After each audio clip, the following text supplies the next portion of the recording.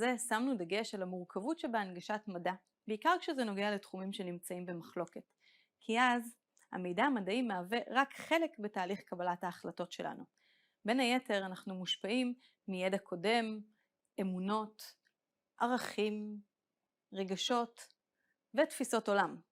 אבל היינו רוצים שגם המידע המדעי העדכני והמהימן ייקח חלק בהשפעות על תהליכי קבלת ההחלטות שלנו.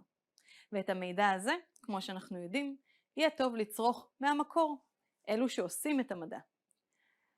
אז איך כמומחים בתחומנו אנחנו יכולות ויכולים בכל זאת להגדיל את הסיכוי לדיאלוג פורה?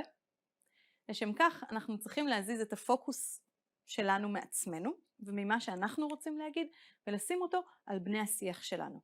בעיניי יש לכך 3 מרכיבים: היכרות והבנת הקהל שלנו, הקשבה אמיתית ודינמית ואמפתיה. אז איך אנחנו עושים את זה בפרקטיקה?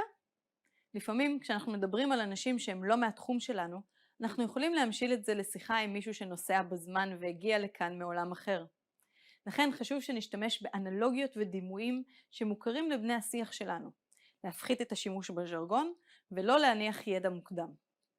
כשאנחנו רוצים להכניס את המידע המדעי, קודם כל נחשוב איך הוא יכול להיות רלוונטי לבני השיח שלנו.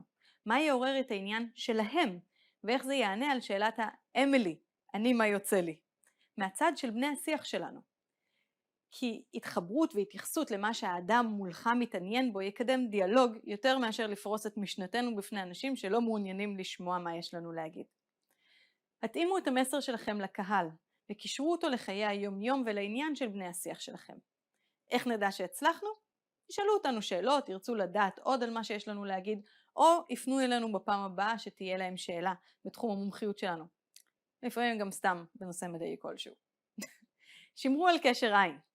כשאנחנו מתקשרים עם מישהו ואנחנו ממוקדים במאזינים שלנו, אנחנו יכולים לדעת מתי אנחנו איבדנו אותם. מפה אנחנו נוכל לעזור להם לחזור אלינו הרבה יותר בקלות ולפני שהם מרימים ידיים וחושבים שכל זה בכלל לא בשבילם. ככה אנחנו יכולים להדריך אותם בחזרה למקום של הבנה. שימו לב שמדובר בקשב דינמי. יש כל הזמן לעקוב אחרי הקהל שלנו.